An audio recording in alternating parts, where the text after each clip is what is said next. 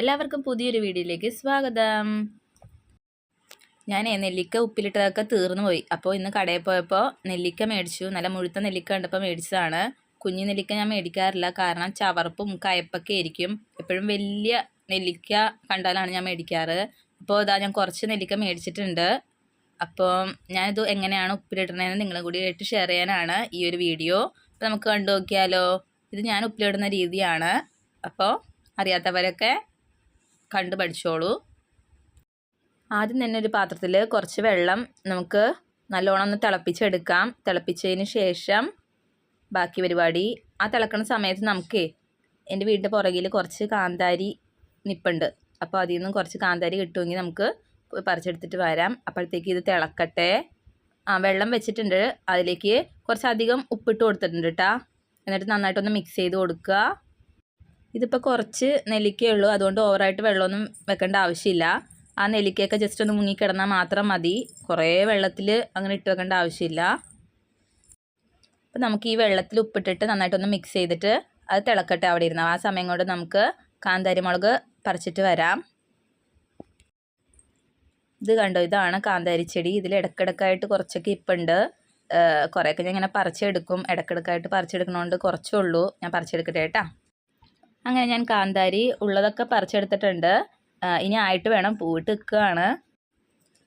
ഇത് ധാരാളമാണ്, കാരണം കാന്താരിയുടെ ആ ഒരു ഫ്ലേവർ ഇതൊക്കെ കിട്ടാൻ വേണ്ടിയിട്ടാണ്. ആ ചെറിയൊരു എരിവും ഒക്കെ കിട്ടാൻ വേണ്ടിയിട്ടാണ്. പച്ചമുളകിനേക്കാളും കൂടുതൽ ടേസ്റ്റ് കാന്താരി ഇടുമ്പോഴല്ലേ.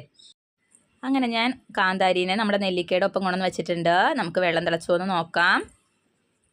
ഇപ്പം നന്നായിട്ടൊന്ന് വെള്ളം തിളച്ചിട്ടുണ്ട്. നമുക്ക് ഫ്ലെയിം ഓഫ് ചെയ്യാം. എന്നിട്ട് ഈ വെള്ളം ആറുന്നത് വരെ, അതായത് ചെറു ചൂടാകുന്നത് വരെ നമുക്ക് വെയിറ്റ് ചെയ്യാം. ഞാൻ ഈ ഒരു കുപ്പിയിലാണ് കേട്ടോ നെല്ലിക്ക ഉപ്പിലിട്ട് വെക്കാൻ പോണത്. ആ പാടൊക്കെ കണ്ടിട്ട് ആരും അയ്യേന്നൊന്നും പറയണ്ട. മറ്റേ സ്റ്റിക്കറൊക്കെ ഉണ്ടാവില്ലേ, അപ്പോൾ പൊളിച്ചളയുമ്പോൾ ആ പശയാണ്. കുപ്പിയൊക്കെ നല്ല വൃത്തിയായിട്ട് കഴുകിയതാണ്. ഇനി നമുക്ക് നെല്ലിക്കയൊക്കെ നന്നായിട്ട് കഴുകിയിട്ട് നമ്മുടെ കുപ്പിയിലോട്ട് ആക്കി വെക്കാം. എന്നിട്ട് ഈ കാന്താരി ഒന്ന് ജസ്റ്റ് കഴുകിയിട്ട് നമുക്ക് രണ്ടായിട്ട് മുറിച്ചിട്ട് ഈ നെല്ലിക്കയിലോട്ട് ഇട്ട് കൊടുക്കാം. ഇതായിപ്പോൾ കുറച്ച് നേരം ആയായിരുന്നു.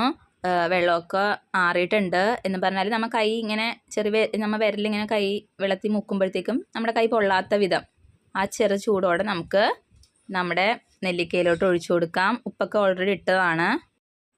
വെള്ളത്തിൽ ഉപ്പിടുമ്പോഴത്തേക്കും ഉപ്പ് മുന്നിട്ട് നിൽക്കണം. ഉപ്പ് ഇച്ചിരി കൂടുതലായിരിക്കണം കേട്ടോ. അപ്പോൾ നമുക്ക് എക്സ്ട്രാ ചേർക്കേണ്ടിയൊന്നും വരില്ല. ഉപ്പൊക്കെ ആവശ്യത്തിനൊക്കെ ഉണ്ടാവും. ഇതിപ്പോൾ ഇത്രയല്ലേ ഉള്ളൂ നെല്ലിക്ക. അപ്പോൾ അതൊക്കെ അനുസരിച്ച് വേണം ഉപ്പൊക്കെ ഇട്ട് കൊടുക്കാനായിട്ട്. അപ്പോൾ ഞാൻ ഉണ്ടാക്കുന്ന രീതി ഇങ്ങനെയാണ്. ഇനിയിപ്പോൾ നന്നായിട്ടൊന്ന് മിക്സ് ചെയ്യുക. വേറെ പണിയൊന്നുമില്ല. എന്ത് ചെയ്യുക, അടച്ച് വെച്ച് അവിടെ സ്വസ്ഥമായിട്ട് ഇരുന്നോട്ടെ നമ്മുടെ നെല്ലിക്ക. അപ്പോൾ കുറച്ച് ദിവസം കഴിയുമ്പോഴത്തേക്കും നല്ല അടിപൊളി ടേസ്റ്റോടെ നമുക്ക് നെല്ലിക്ക ഉപ്പിലിട്ടത് കിട്ടും.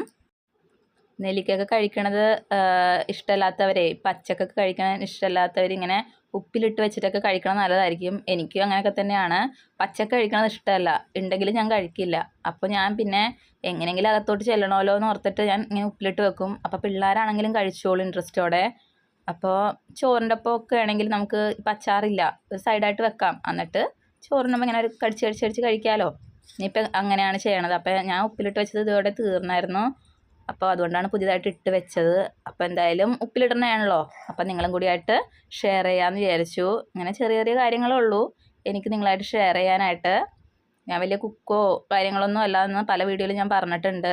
അപ്പോൾ ഈ ഒരു ചെറിയ വീഡിയോ കുറച്ച് പേർക്കെങ്കിലും ഉപകാരപ്പെട്ടോട്ടെ എന്ന് വിചാരിച്ചു, അതുകൊണ്ടാണ് ഇട്ടത്. അപ്പോൾ ഇത്രയേ ഉള്ളൂ. കുറച്ച് പേർക്കെങ്കിലും ഈ വീഡിയോ ഇഷ്ടമായാലും ലൈക്ക് ചെയ്യുക, സപ്പോർട്ട് ചെയ്യുക. അപ്പോൾ പുതിയൊരു വീഡിയോ ആയിട്ട് നമുക്ക് വീണ്ടും കാണാം. അതുവരേക്കും ടാറ്റ, ബൈ ബൈ.